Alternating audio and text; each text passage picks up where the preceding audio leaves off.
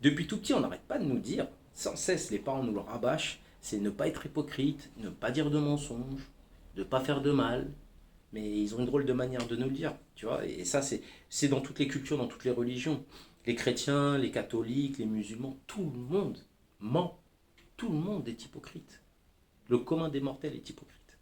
Un petit exemple, la petite mère, euh, la petite mère au foyer de 30 ans qui va dire à son petit gamin, écoute-moi bien, Charles Xavier, c'est pas très très bien de mentir. Tu fais pleurer le petit Jésus.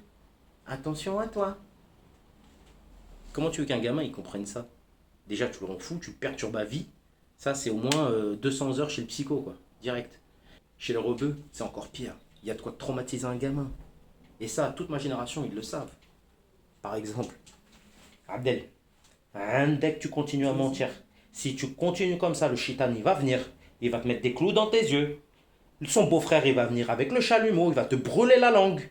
Et après, il y a Aïcha Kandisha qui va venir et qui va te manger tout cru. Ah, Hagda, c'est comme ça que tu veux. Ça, c'est un des exemples. Il y en a beaucoup d'autres. Pas te coucher, dépêche-toi. Si tu vas pas dormir, Aïcha Kandisha va revenir encore. Elle va voir, t'as pas les yeux fermés. Elle va te crever les yeux, elle va te les manger.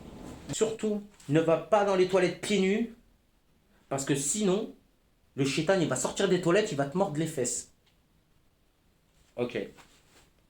Bah, de quoi porter une couche jusqu'à 24 ans, quoi. Donc, il y a un moment donné, faut pas se demander pourquoi j'ai un grain. Voilà, comment tu veux qu'on soit psychologiquement bien adapté au monde si on nous balance des croyances comme ça, enfin des croyances, des superstitions et du folklore comme ça dans nos têtes. Et je suis sûr qu'il y en a, ça les a traumatisés. Il n'y a qu'à voir, pour revenir encore sur eux, bah, tous ceux qui font de la télé-réalité, je pense qu'ils ont dû avoir une enfance très difficile. Comment tu veux qu'un gamin s'épanouisse dans son enfance avec ce genre de propos? C'est compliqué, hein. Ça explique beaucoup mes 12 personnalités et mes délires constants, et mes tocs, et mes tocs. Jusqu'à 25 ans, j'ai sucé mon pouce, tu vois. Si tu arrêtes pas de sucer ton pouce, le chétan il va venir, il va te couper les deux pouces. C'est toi qui vois. Si tu suces aussi cela, il va te couper cela.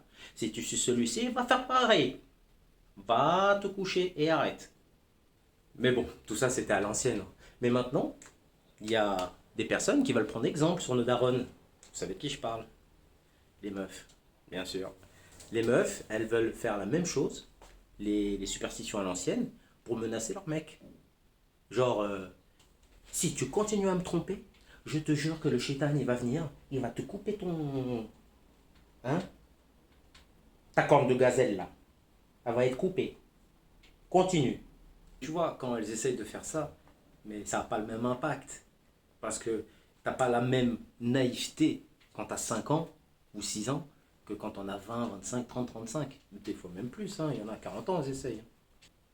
Des fois même, c'est les mecs qui se foutent de la gueule de leur meuf. Avec des réponses très imaginatives, du genre ouais, bah quand le chitan il me sortira de mon cul, hein, bah t'iras traire Aïcha Kandisha parce qu'il paraît que c'est une chèvre. En attendant, dégage, file. Dépêche-toi.